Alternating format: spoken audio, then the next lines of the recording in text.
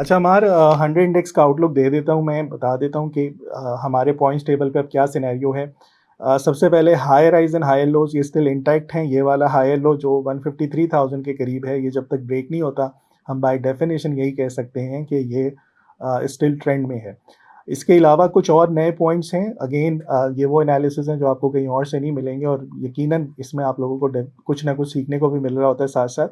हमारी एक bullish divergence आई है जो ईएफआई के ऊपर है। ईएफआई एक इंडिकेटर है जो प्राइस मूवमेंट प्लस वॉल्यूम्स को कैलकुलेट करता है। मतलब आज की क्लोजिंग माइनस प्रीवियस डे की क्लोजिंग और उसको मल्टीप्लाई कर देते हैं वॉल्यूम्स के साथ। ये मोमेंटम बेसिकली शो कर रहा होता है यहाँ पे। इसकी सिग्निफिकेंस इस जगह पर आ जाती है कि जब जब केएसई 100 इंडेक्स के ऊपर इसने डाइवर्जेंस शो की है, वो काफ़ी हद तक प्ले हुई है। इसकी काफ़ी सिग्निफिकेंस है। मैं आपको चार्टिंग पे दिखा भी देता हूँ। अब ये कल बुलिश डाइवर्जेंस इसके ऊपर आ गई थी, जो मैंने वॉइस नोट पे बताया था कि वॉल्यूम्स के ऊपर, ये बेसिकली वॉल्यूम का इंडिकेटर होता है। सो वॉल्यूम्स के ऊपर हमारे पास बुलिश डाइवर्जेंस थी और यहाँ पे परफेक्टली इसने प्ले की है कल, मतलब यानी थर्सडे वाले दिन और आज फ्राइडे को हम देख रहे हैं कि मार्केट 3000 पॉइंट्स या 2% से ज़्यादा बढ़ गई है। सो ये परफेक्टली प्ले कर रहा है और ईएफआई बेसिकली ज़ीरो से ऊपर अगर आपका रहता है तो ये ट्रेंड है, स्ट्रॉन्ग रहता है, इसका ये मतलब है। और अगर ज़ीरो से नीचे है, नेगेटिव में है, तो मार्केट आपकी बेयरिश कंसीडर की जाती है। खैर ज़ीरो के बैरोमीटर को नहीं देखना चाहिए। इस केस में अगर आप इसकी डाइवर्जेंस के सिनेरियोज़ को देखें, सो ये बहुत बेहतरीन तरीके से प्ले करता है। ना सिर्फ बुलिश उसमें, इवन बेयरिश उसमें भी। रिसेंट पास्ट में हमने ये देखा था दिसंबर 2025 4 में और जनवरी में, यहाँ पे इसके ऊपर बड़ी प्रोमिनेंट बेयरिश डाइवर्जेंस थी। उसके बाद मार्केट काफ़ी टाइम तक, लंबे अरसे तक साइडवेज हो गई थी। फिर दोबारा जब मार्केट आपकी जून में परफॉर्म करना शुरू हुई, अगेन एक और डाइवर्जेंस आई एंड देन हमने देखा कि वहाँ से भी मार्केट दोबारा नीचे गई थी करेक्ट होने के लिए। सो एक बेहतरीन इंडिकेटर है ये, जिसके ऊपर आप वॉल्यूम्स प्लस मोमेंटम को चेक करके इसकी डाइवर्जेंस कंसिडर कर सकते हैं। काफ़ी बेहतरीन तरीके से प्ले करती है। इसके अलावा अगेन एक एनालिस्ट का काम ये होता है कि आपने कोई स्टैंडर्ड नहीं सेट करना कि ये एक ही ईएमए है या एक ही मूविंग एवरेज है या हर वक्त मैं ईएफआई को देखूंगा। आपको ये देखना होता है उस पर्टिकुलर टाइम के ऊपर, चार्टिंग के ऊपर कौन सा इंडिकेटर को रिस्पेक्ट मिल रही है और उसकी सिग्निफिकेंस क्या है। एग्जाम्पल दे देता हूँ आपको। मेरे थर्ड पॉइंट इसके ऊपर है एक्सपोनेंशियल मूविंग एवरेज और 55 की। 55 is a Fibonacci number. Fibonacci numbers को मैं काफ़ी इंपॉर्टेंस देता हूँ। नेचुरली इसके ऊपर काफ़ी कुछ प्ले हो रहा होता है।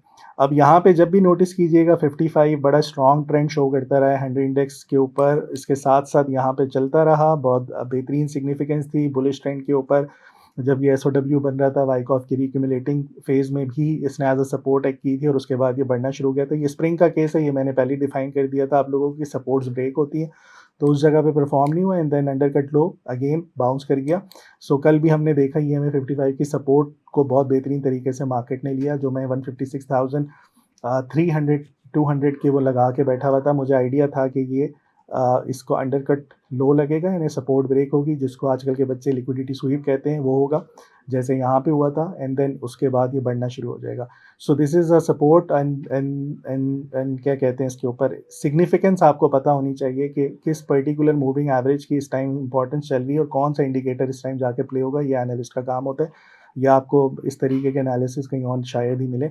उसके अलावा एक अच्छी बात ये है, हमेशा अच्छे की उम्मीद रखनी चाहिए। अक्टूबर हमारा बेयरिश मंथ गया है, सो बेयरिश मंथ के बाद नवंबर आपका बुलिश मंथ है। लास्ट हमने तकरीबन ये देखें 2010 से लेके 2024 तक का डेटा मेरे पास है, तो इतने सालों में सिर्फ 4 दफ़ा आपका नवंबर का जो महीना है वो बेयरिश बंद हुआ है। और अगेन बेयरिश भी ऐसा नहीं कि बहुत ज़्यादा टूट जाए, यानी कि 6-7% मार्केट नीचे आ जाए। सो बड़े स्लाइडली सी छोटी छोटी कैंडल्स थी। सो ओवरऑल एक बेहतरीन महीना है। सो सीजनल्स के ऊपर नवंबर 100 इंडेक्स को सपोर्ट कर सकता है। इसी तरीके से एक और एनालिसिस, अगेन ये भी आप लोगों को नहीं मिलेंगे। जब भी आपका अक्टूबर नेगेटिव रहा है, यानी कि 2009 में नेगेटिव था, तो वेरी नेक्स्ट मंथ नवंबर आपका बुलिश हो गया। 2011 में नेगेटिव था अक्टूबर, सो वेरी नेक्स्ट मंथ आपका क्या कहते हैं 2016 में नेगेटिव था, sorry. So very next month आपका नवंबर बुलिश हो गया। 2017 में अक्टूबर आपका बेयरिश था, सो नवंबर आपका बुलिश हो गया। इवन मार्केट बेयर थी लेकिन नवंबर अच्छा रहा।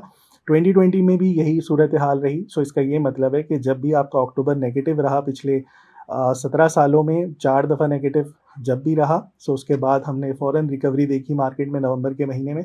सो 2025 इस दफ़ा भी आपका अक्टूबर नेगेटिव बंद हुआ है, सो मोस्ट लाइकली आपका नवंबर का जो महीना है वो बाय सीज़नल्स वाइज़ भी परफ़ॉर्म कर सकता है, और जो चार्ट की कैरेक्टरिस्टिक बता रही है कि जब भी अक्टूबर नेगेटिव होता है, सो नेक्स्ट मंथ आपका पॉजिटिव हो सकता है, सो मोस्ट लाइकली।